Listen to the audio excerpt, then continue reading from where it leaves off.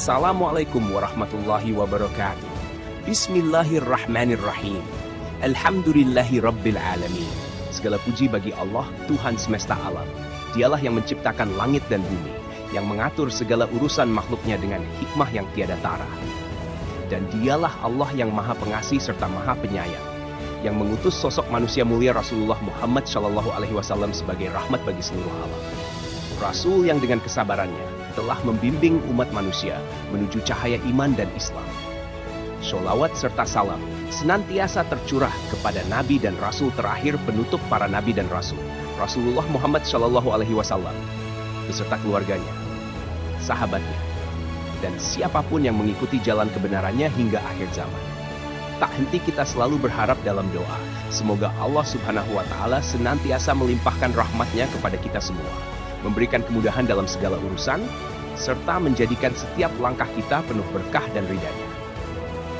Sahabat dunia histori, hari ini kita akan mengkaji salah satu surat yang syarat akan pelajaran sejarah dan hikmah, yakni surat Al-Lahab.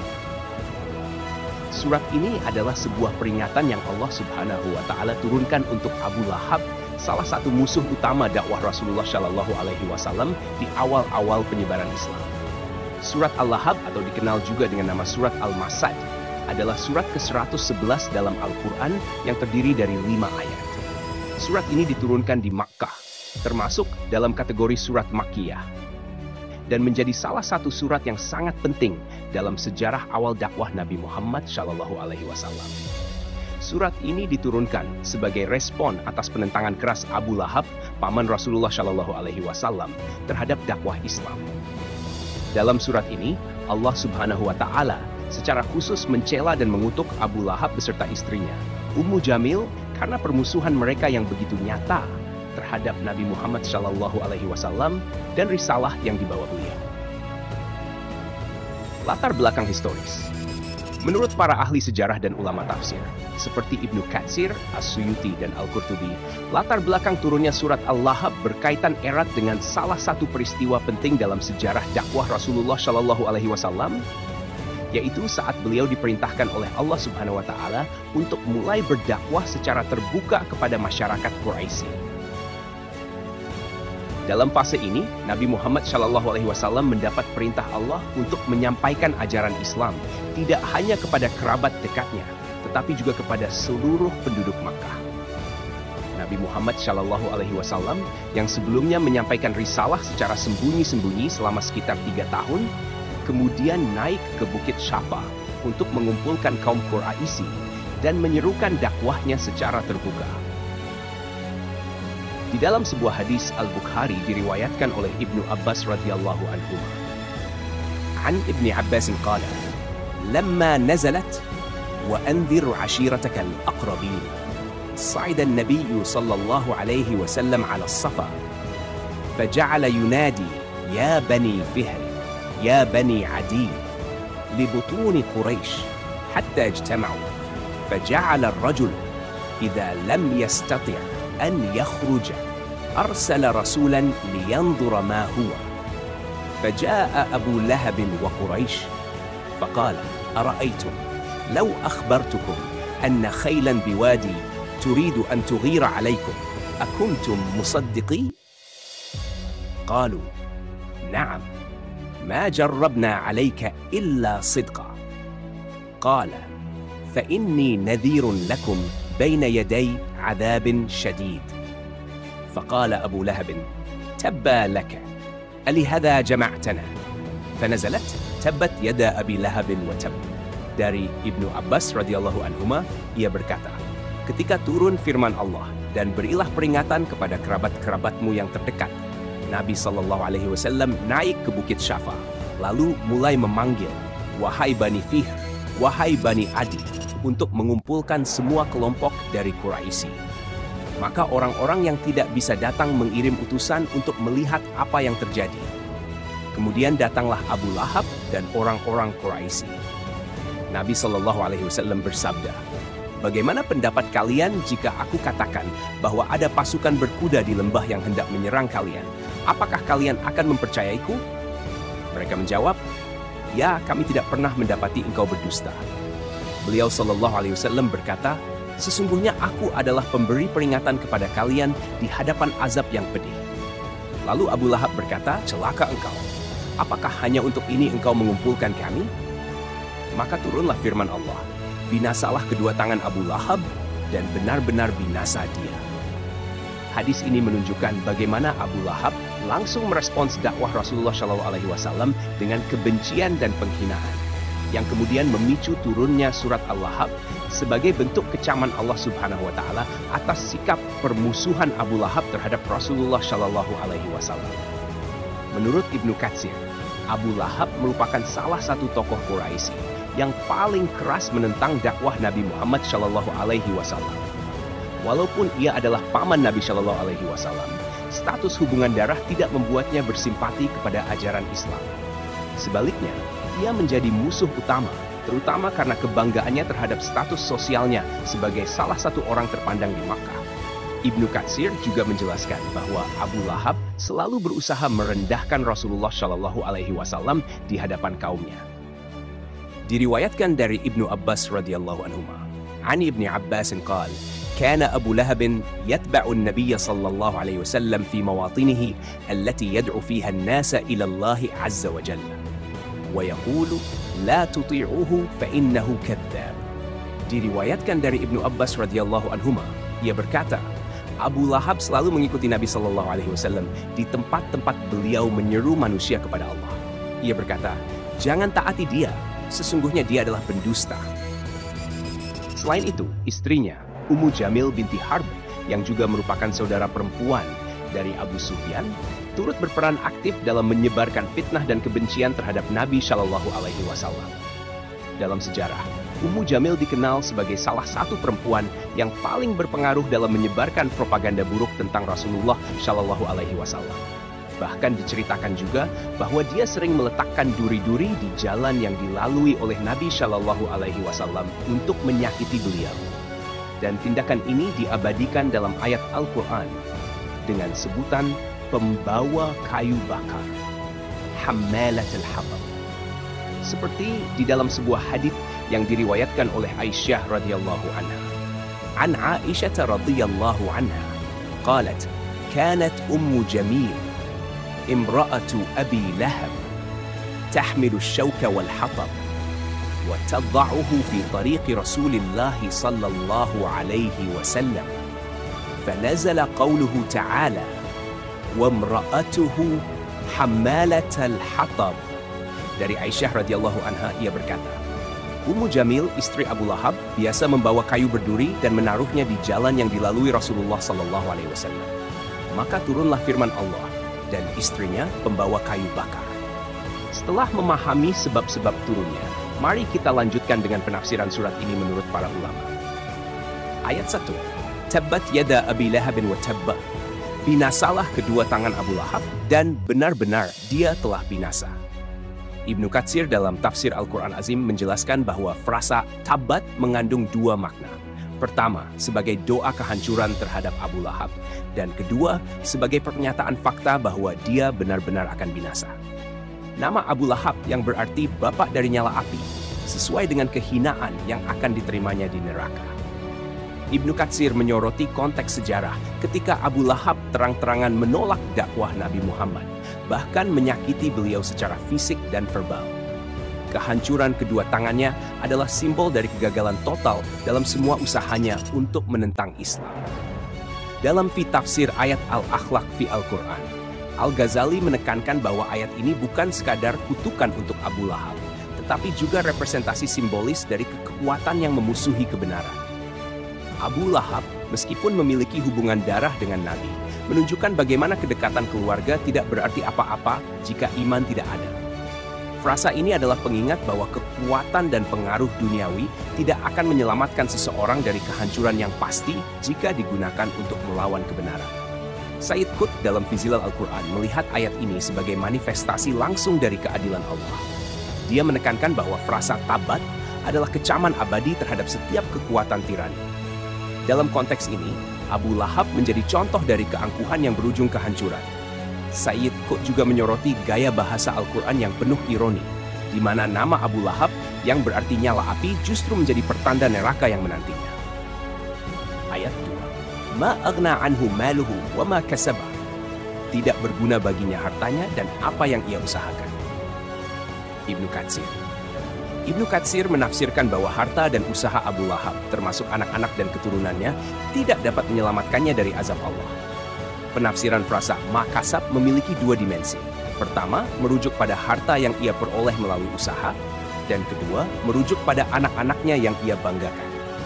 Ibnu Katsir menegaskan bahwa ayat ini adalah tamparan keras bagi orang-orang yang mengandalkan kekayaan dan kekuasaan mereka untuk melawan dakwah Islam. Muhammad Al-Ghazali. Menurut Al-Ghazali, ayat ini mengingatkan manusia bahwa harta dan usaha duniawi hanya memiliki nilai jika digunakan di jalan kebaikan. Abu Lahab adalah simbol dari orang-orang yang menyangka bahwa kekayaan dan pengaruh mereka bisa menjadi pelindung dari hukuman Allah. Al-Ghazali juga menekankan bahwa kekayaan, jika tidak digunakan dengan benar, justru menjadi alat kehancuran bagi pemiliknya. Said Qutb menyoroti bahwa ayat ini menghapuskan ilusi bahwa materi atau pencapaian duniawi dapat memberi keamanan sejati. Abu Lahab yang memiliki kekayaan besar menjadi contoh nyata bahwa semua itu sia-sia jika tidak disertai keimanan. Frasa ma'akna menggambarkan ketidakberdayaan total manusia di hadapan keputusan Allah, betapapun kaya dan berkuasanya mereka. Ayat 3. Sayasla naran dzata lahab. Kelak dia akan masuk ke dalam api yang bergejolak. Ibnu Katsir menafsirkan bahwa Na'ar Zata Lahab, api yang bergejolak, merujuk pada neraka yang luar biasa panas dan membakar. Ayat ini adalah ancaman langsung dari Allah kepada Abu Lahab.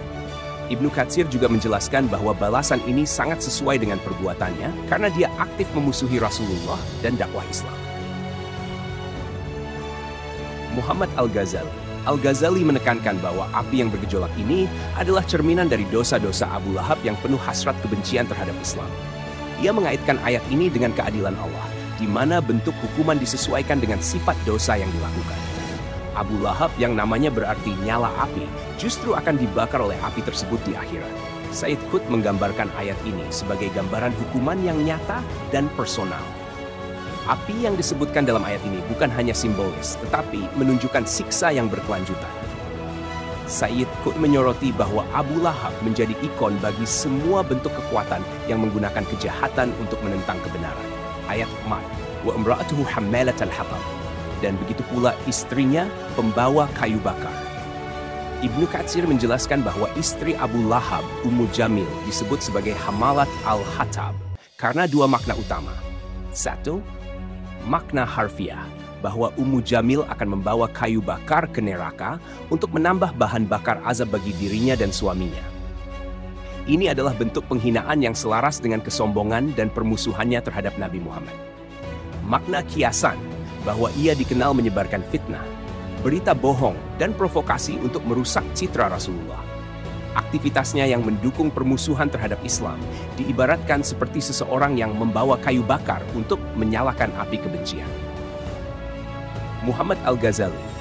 Menurut Muhammad Al-Ghazali, Ummu Jamil melambangkan peran aktif seorang individu yang mendukung kezaliman dan menentang kebenaran. Frasa hamalat al-hatab juga menggambarkan seseorang yang secara sadar dan terus-menerus memberikan kontribusi terhadap kejahatan. Ia menyoroti bahwa peran Ummu Jamil sebagai istri Abu Lahab tidak hanya bersifat pasif, tetapi juga proaktif dalam mendukung kebencian terhadap Rasulullah. Ini menjadi peringatan bahwa siapapun yang bekerja sama dalam kezaliman akan menerima balasan yang setimpal. Said Qutb menggambarkan Ummu Jamil sebagai simbol kekuatan pendukung kebatilan. Perannya sebagai pembawa kayu bakar mencerminkan kontribusinya yang nyata dalam menyebarkan kebencian dan fitnah terhadap Nabi Muhammad. Dalam tafsirnya, Said Qutb menekankan bahwa istilah ini menunjukkan bagaimana Ummu Jamil tidak hanya mendukung Abu Lahab secara diam-diam, tetapi secara aktif menjadi mitra dalam kejahatan. Balasan ini merupakan bentuk keadilan Allah yang mengungkap peran perempuan sebagai pendukung kezaliman. Ayat 5. Fi jidiha hablun min masad. Di lehernya ada tali dari sabut yang dipintal. Ibnu Katsir menafsirkan bahwa habl min masad, tali dari sabut yang dipintal, adalah gambaran kehinaan dan siksaan yang menanti Ummu Jamil di neraka. Ia akan terikat dengan tali kasar di lehernya, menambah penderitaannya sebagai balasan atas tindakan buruknya di dunia. Penafsiran lain menyebutkan bahwa Ummu Jamil yang sombong dengan perhiasannya akan dihina dengan tali sabut sebagai simbol bahwa kemewahan duniawinya tidak berarti di akhirat. Tali ini melambangkan kehinaan mutlak bagi seseorang yang mengabdikan hidupnya untuk mendukung kejahatan. Al-Ghazali melihat ayat ini sebagai sindiran yang tajam dan penuh ironi. Ummu Jamil, yang dikenal dengan perhiasan mewah di lehernya, akan menerima tali sabut yang kasar sebagai gantinya di neraka. Ini menggambarkan penghinaan dan kehancuran total bagi orang-orang yang sombong dengan kenikmatan duniawi mereka. Balasan ini bukan hanya hukuman fisik, tetapi juga hukuman moral yang menunjukkan bahwa kemewahan duniawi tidak akan menyelamatkan seseorang dari keadilan Allah. Said Qutb menggarisbawahi keindahan dan ironi bahasa dalam ayat ini. Ummu Jamil, yang lehernya sering dihiasi dengan kalung perhiasan, justru akan dihiasi dengan tali kasar dari sabut di neraka. Tali ini bukan hanya simbol penghinaan, tetapi juga gambaran konkret tentang bagaimana Allah membalikkan status duniawi menjadi kehinaan di akhirat. Said Qutb menekankan bahwa ini adalah pelajaran universal tentang kesombongan, di mana keindahan dan kemewahan duniawi tidak memiliki arti jika digunakan untuk mendukung kejahatan. Surat Al-Lahab mencerminkan keadilan Allah terhadap orang-orang yang menentang dakwah Islam. Abu Lahab dan istrinya menjadi simbol kehancuran bagi setiap individu yang menggunakan kekayaan, pengaruh, dan kekuasaan untuk melawan kebenaran.